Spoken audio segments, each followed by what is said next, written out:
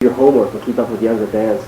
I'm not sure if I do that. I don't do homework about it, I must say. Well, I mean, you took Prince along one of the turns. You had Living Colour this last time. Yeah. I guess talking about the Stone Roses now. No, I wasn't talking about Stone Roses. Okay, that's a false quote then. Yeah, they probably mean Guns N' Roses. Oh, that could be, yeah. How do you come about the young acts? Why do you choose You go to clubs and listen to them, really. I mean, that's how I was, when I bumped into Living Colour, though I actually did, tried out Burnham for playing guitar on the record. But then I went to see them in CBGB's in New York. And, people say, oh, there's a good band. And you meet. I mean, I have lots of friends who are much younger than me.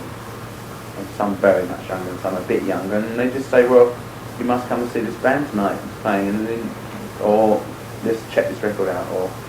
So, I mean, that's how you just, it's a sort of small group of people after all the music business. And you all hear something that's going on. It's not like there's 1,000 fantastic bands out there. Unfortunately, it's not true. And as soon as a hot one comes up, or that's been around for a while, but people working in record companies are very slow. That's what happened with the Living Colour. I mean, they couldn't get signed, but everyone loved the band.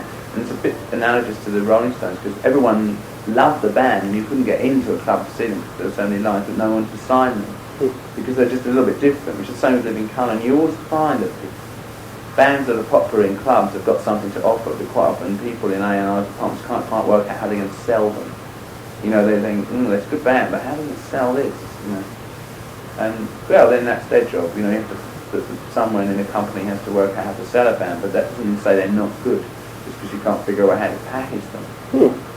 It seems like you sort of become the guardian angel of unusual young bands because you... Well, it's not really what I've seen myself as, but I like doing it. And I was, just before I came here, I was talking with Bernard about producing a new act from Atlanta, another black musician who's not really playing black music. And it's like, but he's very, very talented. And so, you start...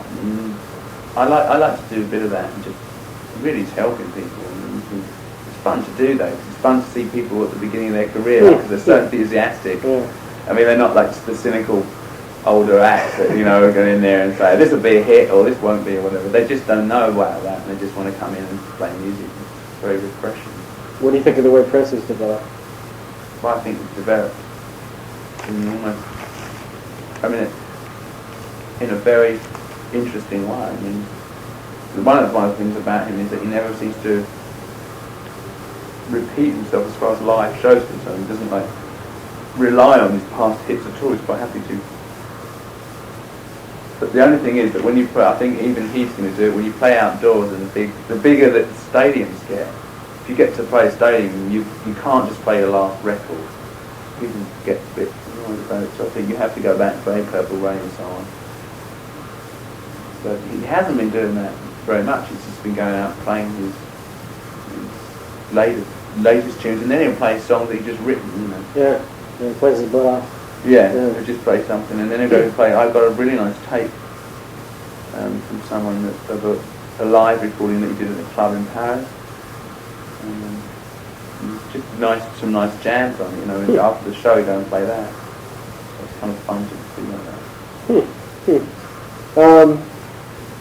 Do you think your attitude this time around is any different from when you did your solo shows to Open the Dome? Yeah, yeah, sure. Are you more serious, less serious? Is there a difference? I'm not serious. I mean, I'm not really that serious about any of them, but I mean, you have to have fun, really.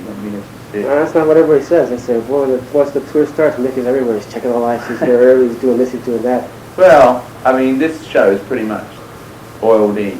I mean, the European one is the one I'm worrying about at the moment, to be honest, because we're designing a new stage, but we can't take the stage to Europe for many reasons. One of them being it's an outdoor, that's outdoors in the day, because it's the summer. Therefore it doesn't get dark in Northern Europe, or even in Central Europe till like 9, 10. So this show really depends on a lot of lights and so on. So we're going to change it. So that's what I'm working on here. And I mean, I'll make sure that it's all working down there. But we have such a good team. I don't have to really worry about the steel wheel show at the moment. I mean, I'll worry about it a little bit, but it's pretty oiled in. We've done 60 shows with it now. It'll all go right. And the first night will be a little bit shaky probably, but no one notices. There's a question here about you being the most flexible in terms of handling new technology and whatnot. In fact, they said something about you doing the drum programming. What drum programming. Yeah. Tour here? Well, no, I don't do any programming in the Rolling Stones. Yeah, well, we do actually use one number. We do percussion programming. Is that your work there? No, actually, Matt and myself. Matt and I work on the computer programs. The only one we really did was on the Steelworks was Continental Drift, which we wrote. Nearly always a program. When we played some of it, we both played keyboards on it, but it was mostly programming. The gist of the question being there are probably more conservative elements within the band, namely Keith, who don't care much for that. Is there ever sort of a tug of war there? Yeah, I mean, I think, what you don't understand, you don't like.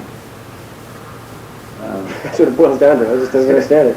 And if you don't use technology, then you'll just be rolled over by it. And in the end.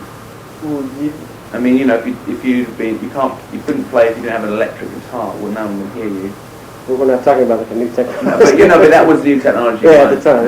In the 1940s, that was like sensational new technology. And that. I mean, I don't like. I mean, certain elements are that if you use technology badly or just for the sake of it in public, it can be a bore. But I mean, it's fun, really. And for me, it means to use technology is fun. I mean, I love to mess around with it. But when you want to use it for yourself, if you want to use, say, for instance, a real drummer, it's much more fun playing with a real drummer. But doing programming isn't an extension of yourself, so you're not really being dictated to by a drummer. You're dictating all the rhythmic patterns. Just talking about drums for a moment. I mean, that's obviously other areas.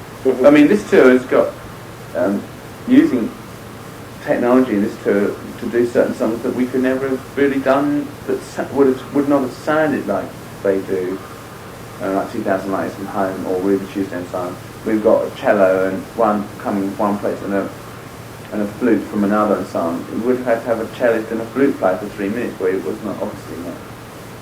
I mean, all that technology, I think that Keith perfectly happy with it, but probably at the beginning was a bit wary. But I think he had his experience doing his working solo and thing when he saw other musicians and how they used the technology and so on. It probably made it more easier for him to understand. One Japanese guy saw, I think your Philly show in Philadelphia, so excited to call back Japan. The first thing he said, Keith is running around on stage. The guy's actually running. I mean, he was ecstatic to see Keith so happy. And at the Grand Central Station press conference, Ron Wood was sort of all giggles and whatnot. There seems to be a sort of a real giddiness here. I mean, everybody was very euphoric. But they were at the beginning of that tour. I mean, that was right at the beginning. I mean, and everyone kept a very good mood up, I think, all through the tour. So it was very gratifying. I think a much more disciplined tour than it had been. Not too disciplined, it became boring, but I think that everyone was kind of very much in control and so on. And the band played a lot tighter, I thought, than they did in 1992, the last time that they played a big show. Well, it seems to be a matter of the band coming closer to you, the Jaggerization of the Stones. Well, don't say that too loud, in the wrong places. Do you think it's true, though? I mean, maybe it's just the times are different, or maybe the age or whatever.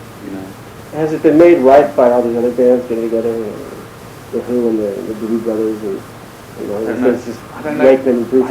I don't really know. Really. I never saw any of those, so I can't relate to them. I mean, obviously that changed the attitude of the public, though. It makes it more, gee, why can't they be the Stones again? It makes it more acceptable. Yeah, it makes it more acceptable. Maybe. Why can't there be another Zeppelin? Why can't? We mean revive it. Yeah, revive it, exactly. Bring it back. It's hard to revive bands when very important people die. And I think that's the problem with the Who. It's never going to be the same. Because Keith Moon was so integral part of the Who. It wasn't